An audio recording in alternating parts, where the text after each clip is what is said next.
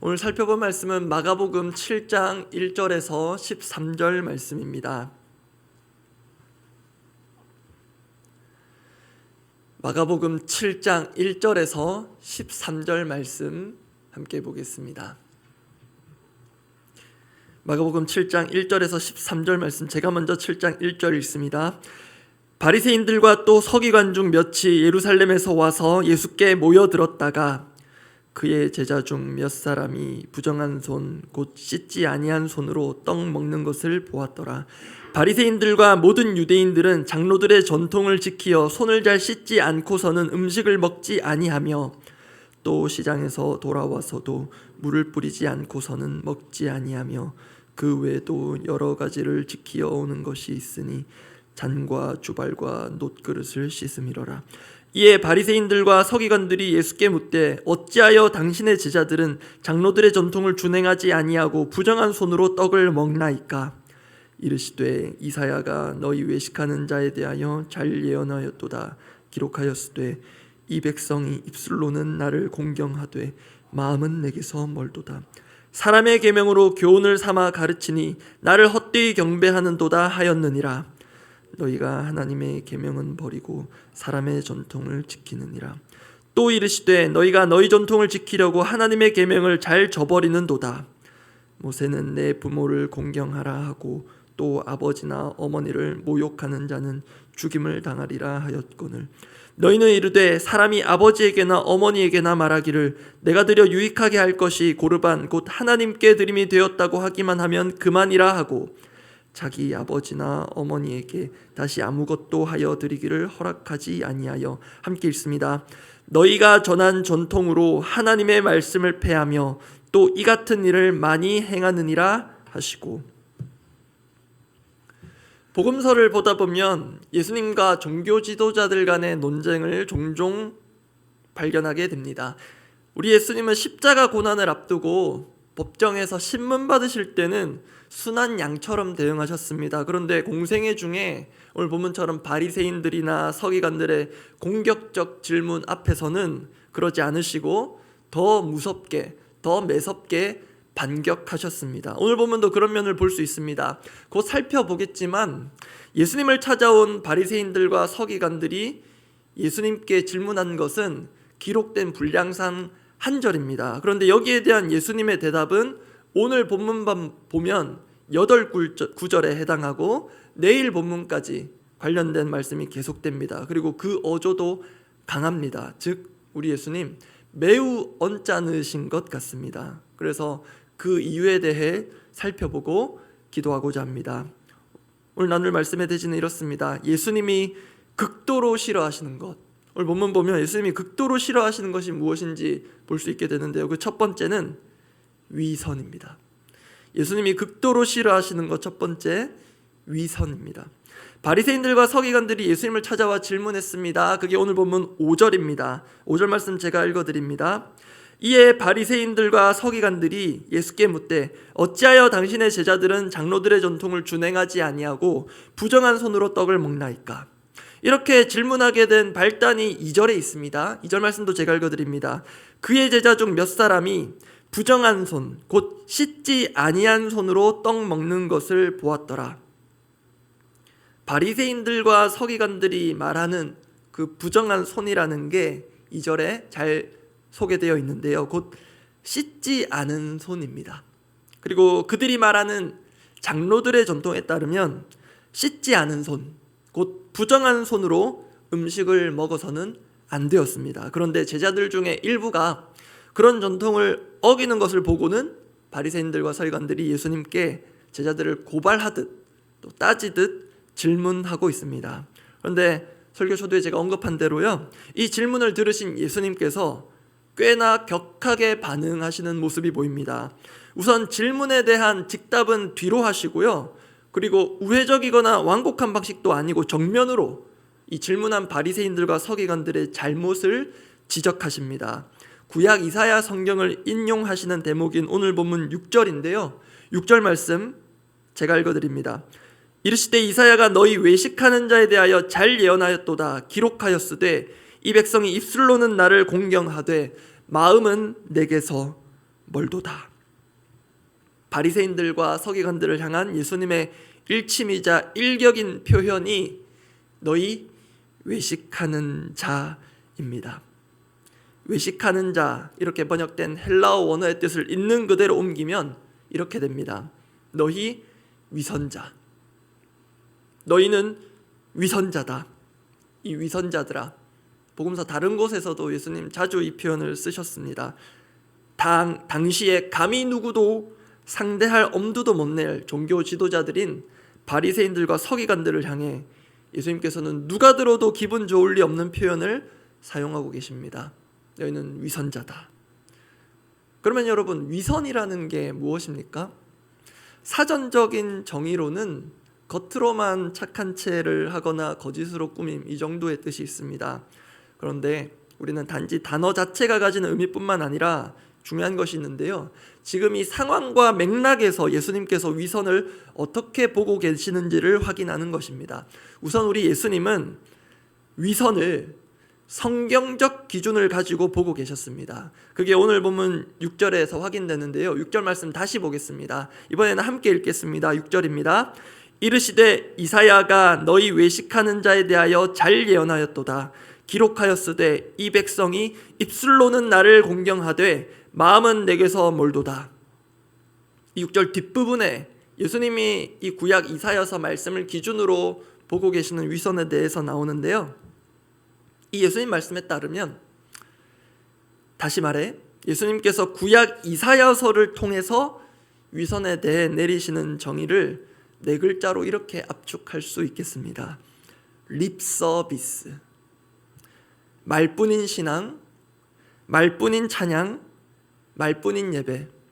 또 한편으로 보자면 마음 없는 말들, 마음이 담기지 않은 그런 주님을 향한 우리의 모든 언행들이 위선이 될 소지가 있습니다. 우리 사람들과의 관계에서는 때로 립서비스가 필요할 때도 있습니다. 그러나 우리 하나님께는 전혀 1도 필요하지 않습니다. 왜냐하면 마음 없이 입술만 살아있는 신앙을 하나님께서 극히 싫어하시기 때문입니다.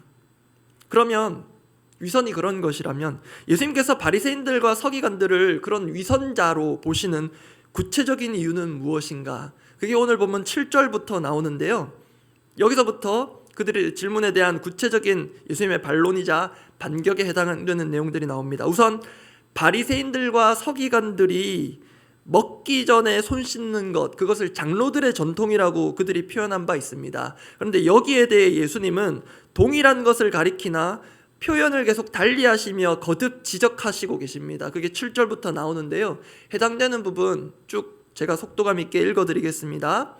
7절입니다. 사람의 계명으로 교훈을 삼아 가르치니 나를 헛되이 경배하는도다. 8절. 너희가 하나님의 계명은 버리고 사람의 전통을 지키느니라. 9절입니다. 또 이르시되 너희가 너희 전통을 지키려고 하나님의 계명을 잘 저버리는도다. 13절은 함께 읽어보겠습니다.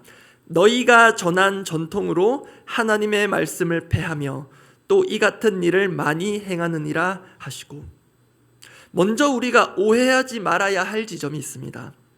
예수님께서 지금 전통에 대해 부정적인 표현을 반복해서 하시는 걸 보고서 우리가 전통 자체에 대해 부정적일 수 있는데 그럴 필요는 없습니다. 그것은 곤란합니다. 모든 전통을 부정하고 개혁하라는 것은 아닙니다. 그런데 조금 전에 인용된 구절들을 잘 보시면 사람의 전통이라는 것이 어떨 때 문제가 되고 위선이 되는지를 볼 수 있습니다. 어떨 때 문제가 되냐면 사람의 전통이 하나님의 계명보다 앞설 때입니다.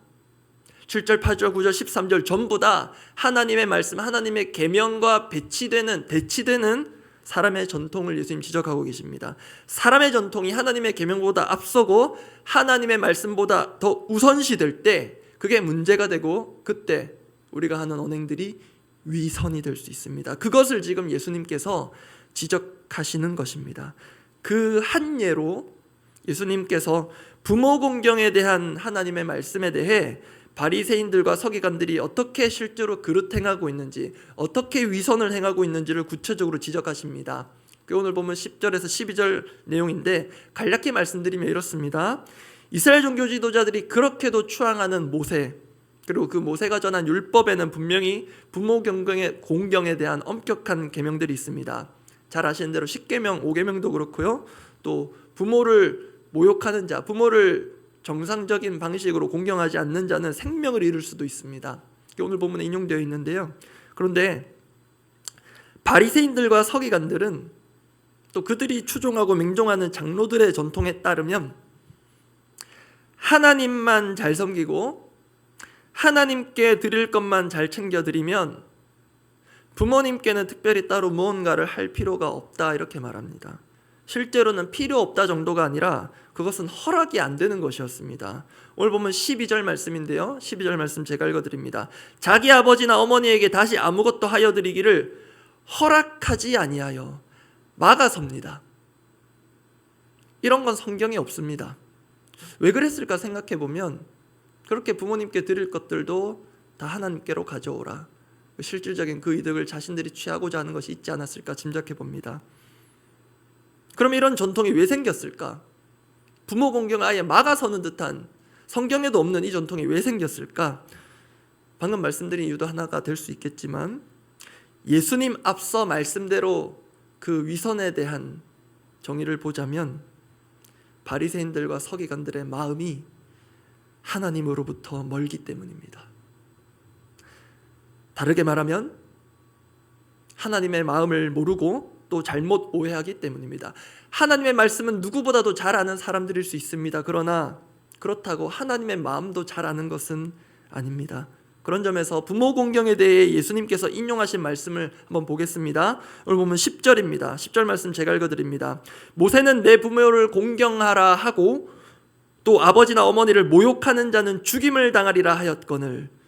우리가 한번 연습해 봅시다. 이 말씀 앞에 우리는 하나님의 마음, 하나님의 의도를 생각할 필요가 있습니다. 여러분 보시면 이렇게까지 강경하고 강도 높은 엄격한 부모 공경에 대한 계명, 부모님을 소홀히 대하면 생명을 잃을 수도 있는 이러한 계명을 하나님께서 주신 이유가 무엇일까요? 그 의도, 그 마음이 무엇일까 생각하는 것이 우리에게 필요합니다. 사실 하나님 만홀히 여기고 그릇되이 섬기면 우리의 생명이 위태로운데요, 그 수준만큼 부모 공경에 대한 말씀을 하나님께서 우리에게 엄격하게 주셨습니다. 그러면 그 하나님의 의도와 마음은 무엇일까? 바리새인들과 서기관들이 놓친 것이기 때문에 우리는 생각해 볼 필요가 있습니다. 하나님께서 부모님께 함부로 하는 자식은 자기 목숨 걸고 그렇게 하라는 식으로 말씀하셨습니다. 즉 하나님은 자신을 공경하는 것과 부모님 공경하는 것을 거의 동일선상에 두고 계십니다. 하나님을 만홀히 여길 때 뒤따르는 책임, 그에 준하는 엄중한 책임이 뒤따르는 것이 부모 공경에 대한 것입니다. 여기에는 이런 의미가 담겨 있는 것으로 보입니다. 우선 보이지 않는 하나님을 섬기는 것과 눈에 보이는 부모를 섬기는 것은 별개의 것이 아니다라는 것입니다. 다르게 말하면 우리는 눈에 보이는 부모님을 공경함을 통해 하나님 공경을 배웁니다. 그렇게 부모 공경과 하나님 공경은 다른 게 아닙니다.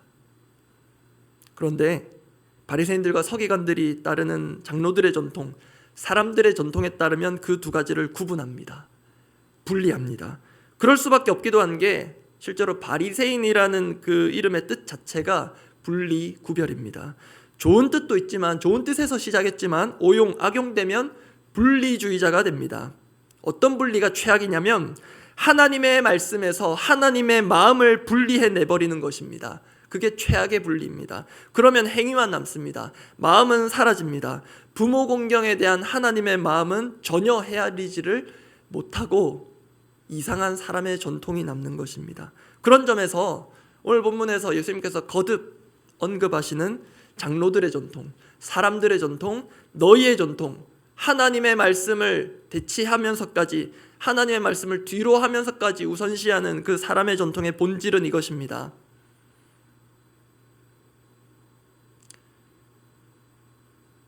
하나님의 말씀, 하나님의 계명, 그것이 변형되고 변질된 것, 그것이 사람들의 전통의 본질입니다. 사실 여러분, 사람들의 전통이라는 게, 장로들의 전통이라는 게 하나님의 말씀과 완전 무관한 것은 아닙니다. 오늘 본문에서 발단이 된 손 씻는 문제도 위생의 차원이 아니라 종교적 차원에서 자신을 깨끗하게 지키고 선하게 지키려는, 살피려는 선한 의도가 분명히 있었을 것입니다. 실제로 성경도, 하나님도 우리의 깨끗함, 성결을 요구하십니다. 그러나 좋은 의도에서 출발했다 하더라도 하나님의 계명, 하나님의 말씀, 그것을 변형하고 변질시킬 수 있는 위험이 다분한 것이 우리 사람입니다. 하나님의 말씀에서 출발하고 분명히 그렇게 했고 또 일부 반영하는 듯 하나 결국 하나님의 말씀을 내 생각, 내 상황, 내 해석, 내 판단대로 변형시키고 변질시키는 것. 그래서 결과적으로는 하나님의 말씀보다 더 앞서고 더 우선시되고 더 중요한 것, 그것이 장로들의 전통, 사람들의 전통이 가지는 결정적인 폐해입니다. 이제 중요한 것이 있습니다. 하나님의 말씀보다 더 앞서고 더 우선시되고 더 중요한 것이 우리에게는 없습니까? 저를 볼 때 없을 수가 없습니다. 그것, 하나님의 말씀보다 더 앞서고 더 우선시되고 더 중요한 것, 그것을 오늘 새벽에 찾고 발견하고 하나님의 마음을 회복하는 것이 오늘 묵상의 관건이자 저를 포함한 우리 모두의 오늘 하루의 숙제가 될 것입니다.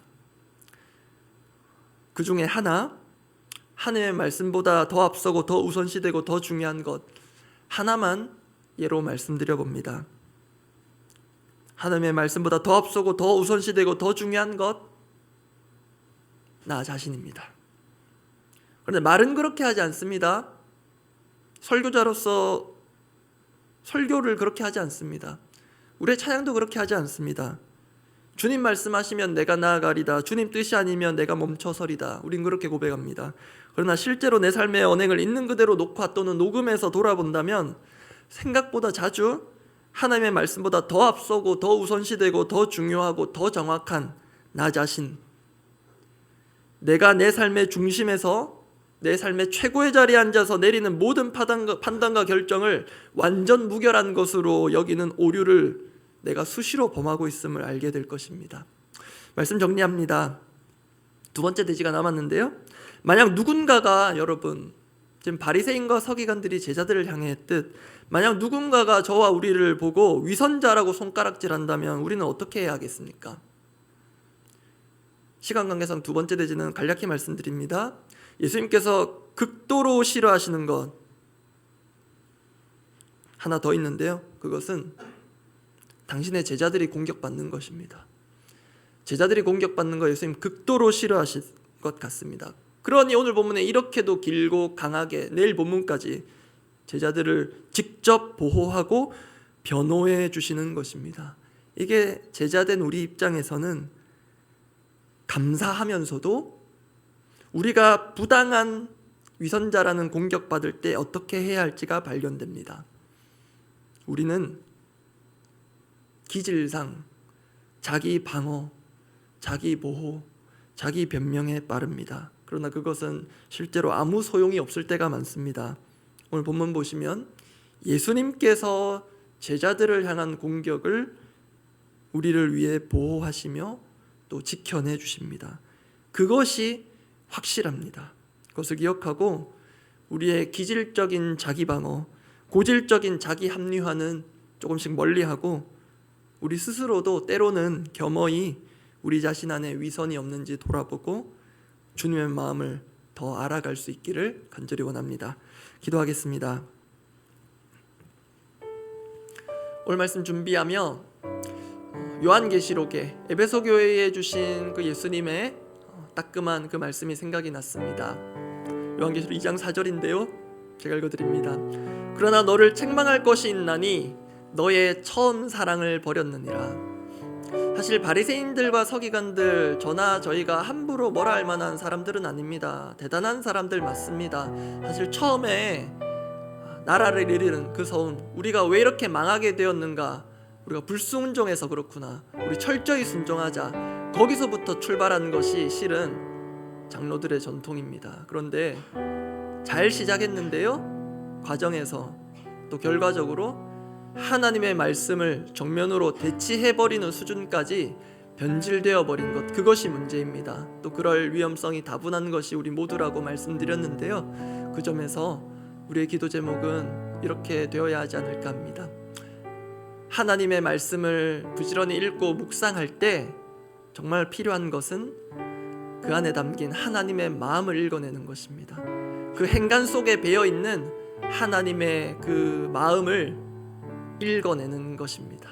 그리고 하나님의 말씀과 더불어 하나님의 마음이 우리의 심령에 담기고 새겨지는 것, 우리에게 정말 절실합니다. 그래서 우리가 하는 말과 행동들 가운데 하나님의 말씀과 하나님의 마음이 우리가 하지 않으려고 해도 자연스럽게 흘러나오고 배어나오는 것, 정말 간절히 사모하고 원합니다.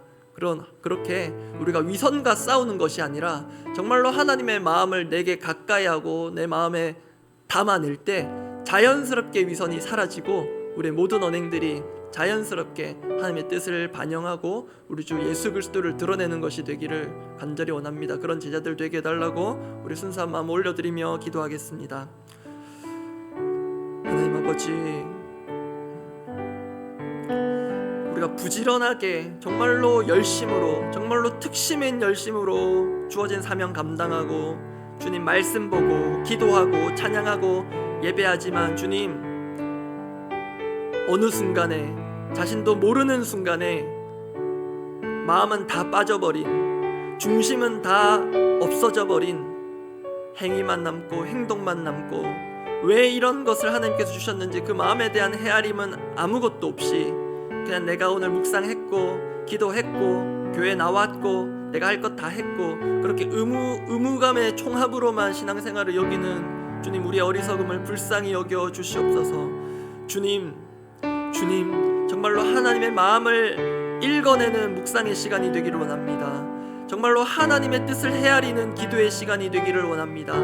정말로 살아계셔서 역사하시는, 우리 가운데 내주하시는 성령 하나님께서 우리에게 깨닫게 하시는, 또 우리에게 깨우쳐 주시는, 우리에게 샘솟듯 일어나게 하시는 그 하나님, 우리를 향한 사랑, 하나님 우리를 향한 그 애절하고도 간절한 그 하나님의 마음을 우리가 이 말씀 가운데, 이 새벽 가운데 헤아리기를 원합니다. 피곤한 몸을 이끌고 수고스럽게 현장에 나온 우리 성도님들, 주님 한 사람도 그냥 왔다 갔다 돌아가는 그런 습관적인 반복 있지 않게 하여 주시고, 주님 새벽에 우리가 감당하기 벅찬 하나님의 마음 우리 가운데 쏟아 부어 주시옵소서.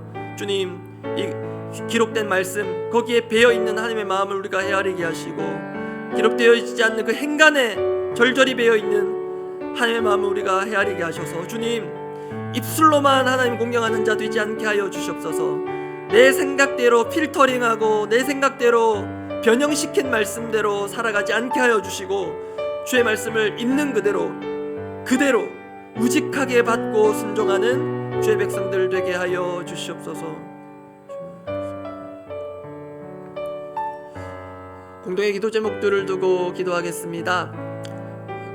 본격적인 3월의 개강과 또 개학, 또 다락방 모임, 또 중요한 제자 훈련, 여러 가지 사역들이 또 계속될 것입니다. 또 특별히 3월에는 고난주간도 있고 또 특별 부흥회도 또 부활주일도 있고 여러 가지 중요한 절기들도 있습니다. 사실 매년 하는 것이기도 하고 또 늘 하는 것이기도 합니다. 그렇기 때문에 우리의 마음이 잘 담기지 않을 수 있습니다. 오히려 역으로 내가 해오면서 마음에 경험했던 어려움과 부담들이 해소되지 않고 남아있다면 오히려 더 어려운 마음, 힘든 마음, 하기 싫은 마음 억지로 눌러가며 3월 본격적인 사역 시작할 수도 있습니다. 그렇게 되면 가장 안타까운 것은 우리 자신입니다.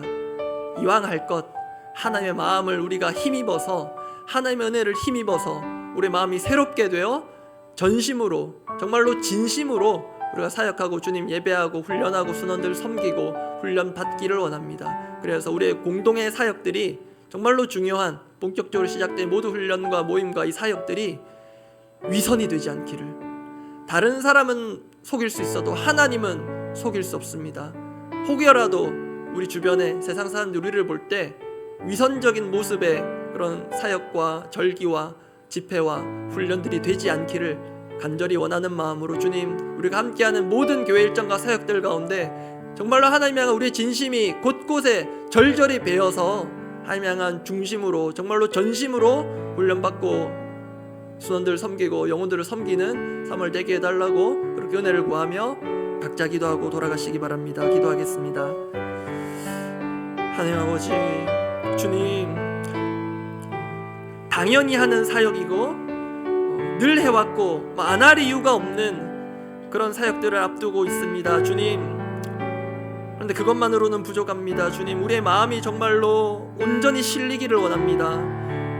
맡겨진 영혼들을 섬기는 일에 물론 부담이 있고 두려움도 있고 염려도 있지만 주님, 이 마음이 하나님 앞에서 해결되기를 원합니다. 주님, 해결되지 않은 스트레스와 분노와 걱정과 두려움과 이 모든 것들을 켜켜이 쌓은 채 아닌 척 섬기는 순간들 잊지 않게 하여 주십시오. 주님, 때로는 인내하고 참고 버티고 견뎌야 할 때도 있겠지만 주님, 그것이 우리 사역의 전부가 되지 않게 하여 주시옵소서.